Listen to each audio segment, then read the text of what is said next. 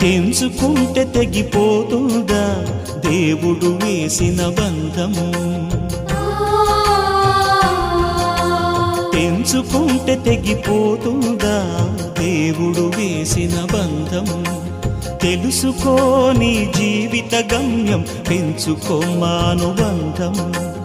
7 అడుగులు నడిచిన వాడే 7 జన్మలు తోడుంటాడు. భర్తగా నిన్ను భరించువాడే బ్రతుకు దీపం వెలిగిస్తాడు.